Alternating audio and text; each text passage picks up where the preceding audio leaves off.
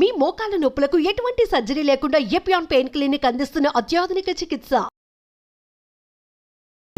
Fry చేసినప్పుడు అయిపోతుంది కదా? ఫ్రై చేసినప్పుడు అయిపోతాయి.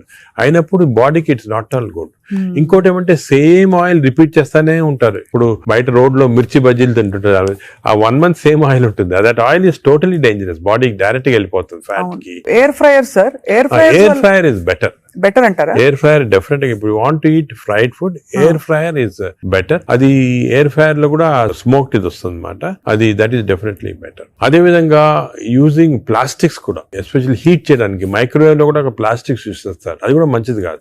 ఈ ప్లాస్టిక్స్ మైక్రో ప్లాస్టిక్స్ అవుతాయి అన్నమాట. మనం తిన్నప్పుడు మనకి తెలియదు. ఈ మైక్రో ప్లాస్టిక్స్ బాడీకి వెళ్ళిపోయి that also causes fatty liver. అవునా సార్? మైక్రో ప్లాస్టిక్స్ వల్ల కూడా మంచిది. సో ఎస్పెషల్లీ మీరు ఈ ఫుడ్ బయట నుంచి ఆర్డర్ చేస్తారు, ప్లాస్టిక్ దాంట్లో వస్తుంది, దాన్ని ఓవెన్ లో పెడతారు, తింటారు. That causes microplastics and causes that is something nobody. నువ్వు క్యాన్సర్ గురించి అనుకుంటాం గానీ ఫ్యాటీ లివర్ వస్తుందని ఎవరికి తెలియదు. That is also very problem.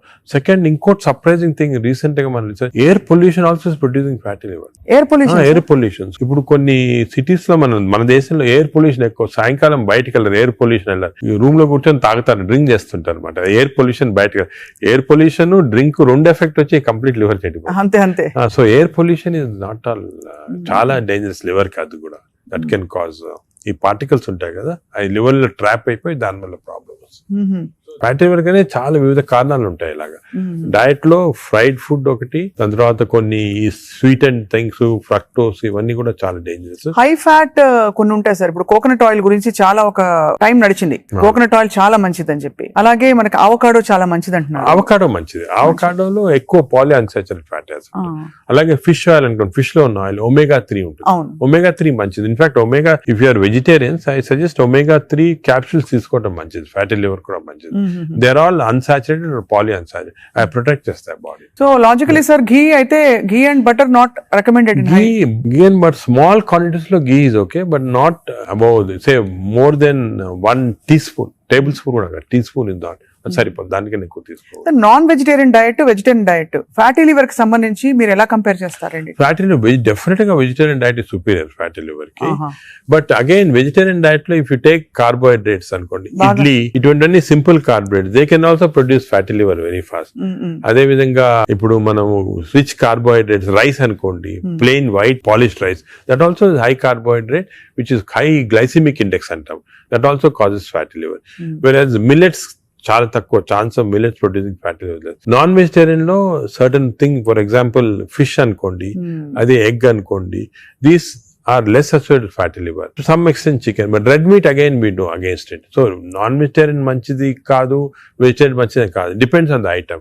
Inkoti egg lo kuda people ki wrong concept. Egg white అయితే తింటున్నామండి, yolk అది తప్పదు. ఎందుకంటే egg yolk లో 2 important components are there. One is called choline. Choline అనే substance. Choline అనేది prevents fatty liver.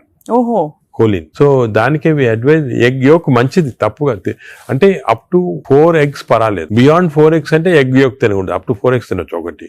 రెండోది, egg yolk లో there is substance which protects the muscles. Muscles అంటే మన ఏజ్ అవుతాయి, మజిల్స్ వేస్ట్ అయిపోతుంటాయి. సార్కోపీనియా అంటాం. Sarcopenia is not good. మనం exercise helps to muscle building. Sarcopenia రాకూడదు అంటే కొంతవరకు ఎగ్ యోక్ మంచిది చాలా. సో నేను అడ్వైజ్, ఇంకో ఇంపార్టెంట్ అడ్వైజ్ పీపుల్ కి ఏమంటే, కైండ్లీ ఓన్లీ ఎగ్ వైట్ అని కాదు, ఎగ్ యోక్ కూడా కనీసం if you're eating 2 eggs, 1 egg with egg yolk తినండి, 1 egg వితౌట్ ఎగ్ యోక్ తినండి. చాలా ఇంపార్టెంట్. ఒక యావరేజ్ 70 కిలోల వ్యక్తి రోజుకి 70 గ్రాముల ప్రోటీన్ తినాలి. కరెక్ట్. అంటే మనకి దాదాపు 1 డజన్ eggs per day. అంటే ప్యూర్ గా ఎగ్స్ మాత్రం. అంటే ఎగ్ తోటి యు గెట్ 10 grams అనుకోండి ఒక ఎగ్ తోటి ప్రోటీన్. సో 2 eggs తింటే 20 grams. 20 grams ఎగ్ ప్రోటీన్ ఇది ఓకే. అదే విధంగా దాల్, లెంటిల్స్, స్ప్రౌట్స్, ఇవన్నీ కూడా, బీన్స్, ఇవన్నీ కూడా ప్రోటీన్స్ వస్తాయి వెజిటేరియన్. నాన్ వెజిటేరియన్ లో యావరేజ్ ఒక ఫిష్ అనుకోండి, ఒక పీస్ ఆఫ్ ఫిష్ కానీ ఒక చికెన్ అనుకోండి, దాంట్లో నుంచి వస్తాయి అన్నమాట. యోగర్ట్ కూడా చాలా మంచిది. పాలు మంచిది కాదు, యోగర్ట్ మంచిది. యోగర్ట్ ఆల్సో కంటైన్స్, ఇప్పుడు హై ప్రోటీన్ యోగర్ట్స్ కూడా ఉన్నాయన్నమాట, ఎక్కువ ప్రోటీన్. గ్రీక్ యోగర్ట్ లాగా. The only thing is my advice, processed food మంచిది కాదు. అన్ని Any దాదాపు process. అంతే కదా సార్, ఇప్పుడు దొరికేవన్నీ ప్రాసెస్డ్ అవుతాయి. కాదు అంటే దొరికేదంటే మీరు ప్రాసెస్ ఫుడ్ అంటే ఆల్రెడీ పార్ట్లీ కుక్డ్ కానీ లేదా మీరు బయట నుంచి ఆర్డర్ చేస్తారు స్విగ్గీ అవి కానీ అటువంటి ప్రాసెస్డ్. బట్ మీరు సూపర్ మార్కెట్ కి వెళ్తే you can buy regular food కదా, ప్రాసెస్ ఫుడ్. ఇప్పుడు పన్నీర్ లో కూడా కల్తీ ఉందని చెప్పి ఈ మధ్య స్టడీస్ బయటపడ్డాయి. అంటే paneer is not actually paneer, దానిలో ఏదో కలుపుతున్నారు. అంటే actually anything that is process, మనం హోమ్ మేడ్ ఆర్గానిక్ ఫుడ్ చాలా మంచిది. We're going away from that. తప్పది. సపోజ్ మనం మార్కెట్ కి వెళ్ళి వెజిటబుల్స్ కొన్నాం, ఇది కొన్నాం, ఎగ్స్ కొన్నాం, ఇంట్లో చేసుకోవచ్చు కదా.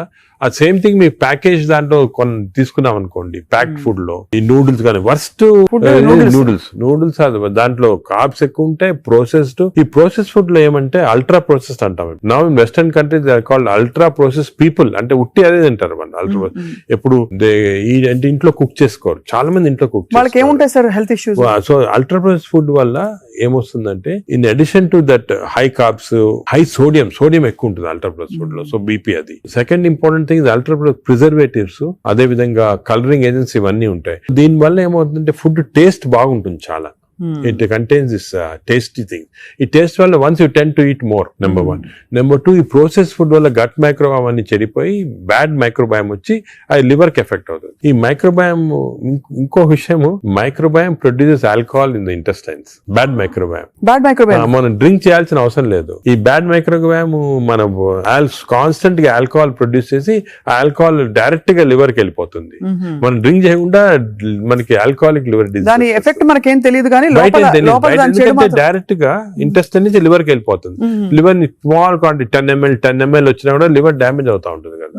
ఈ ప్రాసెస్ ఫుడ్ వల్ల అది ప్రాబ్లం. సో ప్రాసెస్ ఫుడ్స్ అయితే ఇంకా కామన్ గా ఐఎమ్ టోటలీ అగైన్స్. ఇన్ఫాక్ట్ మనం పిల్లలకి అన్ఫార్చునేట్లీ అలవాటు అయిపోతుంది. కుకీస్, నూడిల్స్, బర్గర్స్ ఇవన్నీ కూడా అలవాటు అయిపోయి, చిప్స్ ఆల్సో వెరీ బ్యాడ్. ఇంత అడ్వర్టైజ్మెంట్స్ చూస్తుంటాం. చిల్డ్రన్ కి అలవాటు అయిపోయి మేము దానికి చిల్డ్రన్ లో we're now seeing very high incidence of fatty liver disease. Because పిల్లల్లో 20-30%, 40% డెఫినెట్ చిల్డ్రన్ లో ఫ్యాటీ లివర్ డిసీజ్ వస్తుంది. అక్కడి నుంచే స్టార్ట్ అయిపోతా ఉంది.